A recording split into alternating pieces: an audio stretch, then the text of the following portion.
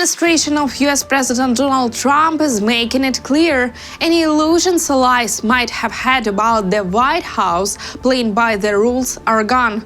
The message is simple: America intends to act like a superpower. CNN reports this after high-profile statements from Trump's advisor Stephen Miller following the US operation in Venezuela. Miller, the deputy chief of staff and a longtime advisor from both of Trump's campaigns, remains one of the closest and most influential figures around the president. CNN describes his recent remarks as the clearest explanation yet of America's historic shift on the global stage. In an interview with CNN's Jake Tapper, President Trump's advisor Stephen Miller made some striking statements. Let's take a listen. We live in a world in which you can talk all you want about international niceties and everything else, but we live in a world, in the real world, Jake, that is governed by strength, that is governed by force, that is governed by power. These are the iron laws of the world. We're a superpower, and under President Trump, we are going to conduct ourselves as a superpower. The United States is the power of NATO. For the United States to secure the Arctic region, to protect and defend NATO and NATO interests, obviously Greenland should be part of the United States. Nobody's going to fight the United States militarily over the future of Greenland. CNN says US allies should pay attention, especially those who still had doubts after the first turbulent year of Trump's second term. Key point: America wants to act like a superpower. Miller's words challenge 80 years of American post-war leadership. Major Western documents have long rejected the idea that big nations can impose their will on smaller ones. One example, the Atlantic Charter, signed in 1941 by President Franklin Roosevelt and British Prime Minister Winston Churchill aboard the battleship Prince of Wales. These principles have shaped the UN and NATO ever since. That's why many politicians worry about a peace deal in Russia's war against Ukraine, one that could reward Russia for trying to destroy Ukraine. CNN adds that Miller's strong message was reinforced by a dramatic State Department post on social media. On January 5th, it showed a grim-looking Trump with the words, "This is our hemisphere." CNN suggests this kind of talk following the US operation in Venezuela could please Trump supporters who like seeing him as a strong hand. But will voters in 2026 really support this push for global power? Americans get their first chance to weigh in during the midterm elections this November. The Paris Agreement could be signed in Washington in the coming days. On Tuesday in Paris, European and US leaders are expected to finalize their positions on the peace deal. Polish Prime Minister Donald Tusk said this at a briefing before flying to a coalition of the Willing Summit. He noted that the starting point is already set, 20 points for a peace agreement, along with the documents outlining how Europe and the US will cooperate on rebuilding Ukraine after the war. However, no final decisions are expected in Paris. It is possible that the signing of documents formalizing the US-European position could take place in the coming days, possibly in Washington, although the matter remains open. At the coalition of the Vilnius meeting, Ukraine's allies aim to clearly define their contributions to future security guarantees for Kyiv in the event of a ceasefire with Russia, Reuters reports citing diplomats and officials. The goal of the meeting in Paris is to form a joint position of Ukraine, Europe and the US, which can later be presented to Russia, according to Reuters. Documents sent to the 35 invited delegations indicate the meeting will focus on contributions to multinational forces for Ukraine in the events of a ceasefire coordinated with Kyiv and supported by the US. Leaders also plan to agree on a broader package of security guarantees for Ukraine, including commitments that would come into effect if the country is attacked again. The documents also propose increasing support for Ukraine and pressure on Russia if Moscow refuses to engage in constructive talks.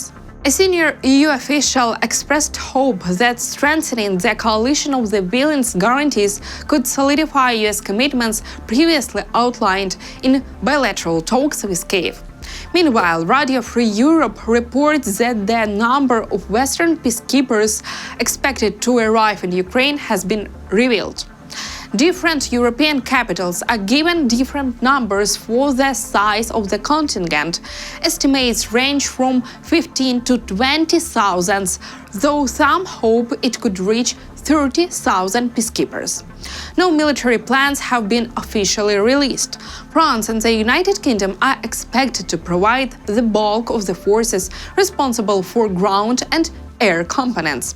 Turkey has said it will take responsibility for security and transport routes in the Black Sea.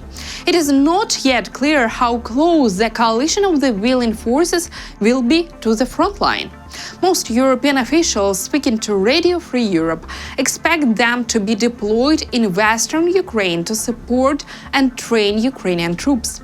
European sources also said US forces could be present on the ground in a non-combat role, monitoring compliance with the ceasefire. The US could establish control over Greenland in the coming months, according to Politico. The report says Washington is looking at political influence rather than military intervention. According to the media, several experts and officials consider this scenario real and serious. The US is reportedly set on establishing control over Greenland in the near future. Journalists say action could ramp up ahead of the US midterm election in November and before the 250th anniversary of American independence on July 4th. At the same time, sources told Politico that direct military intervention is unlikely. The US is expected to rely on political influence, including engaging with local elites. Experts warn that US control over Greenland could create serious divisions among NATO and EU allies, potentially deeper than the debates over support for Ukraine. Copenhagen is unlikely to receive the same level of international backing as Kyiv. Danish Prime Minister Mette Frederiksen has said that US military annexation of Greenland would mark the end of the North Atlantic Alliance.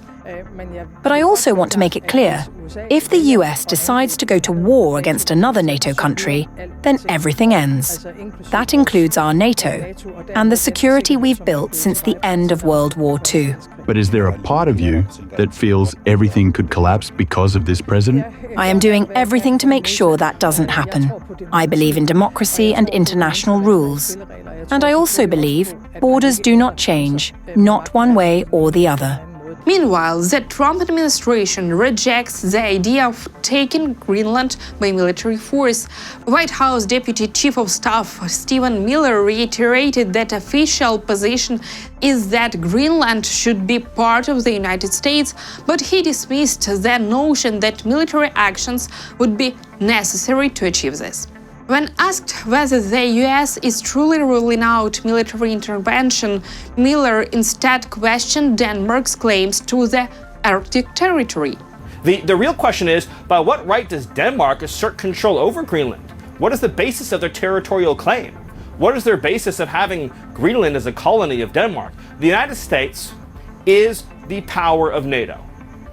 For the United States to secure the Arctic region, to protect and defend NATO and NATO interests, obviously Greenland should be part of the United States. And so that's a conversation that we're going to have as a country. That's a process we're going to have. According to The Economist, the White House is working on a draft agreement on Greenland, which will be presented to the island's leadership. Journalists report that US officials have discussed offering Greenland a compact of a free association, a format the US has historically used with small Pacific nations.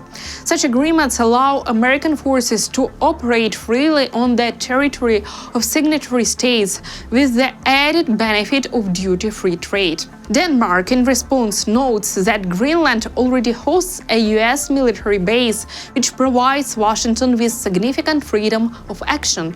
The agreement with Denmark does not limit the number of US troops, but any significant increase or change in the US presence would likely require Copenhagen's approval.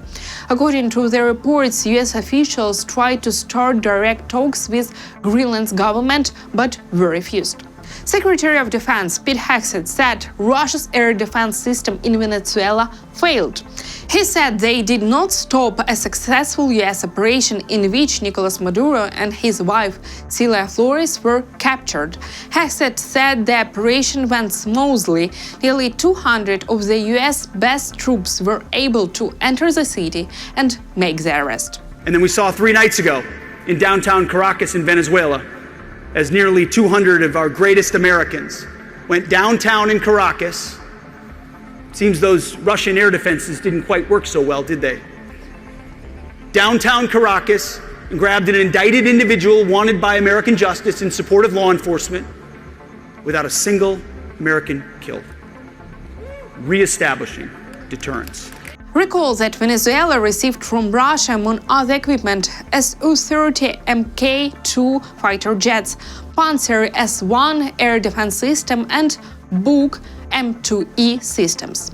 Hegseth also emphasized that the US lost no personnel during the operation. He said the Pentagon is focused on proactive measures, new operational approaches, rapid deployment of modern technology, and long-term investments in military capabilities. That's all for today. Thank you for watching, and don't forget to subscribe to our channel and leave your comments below.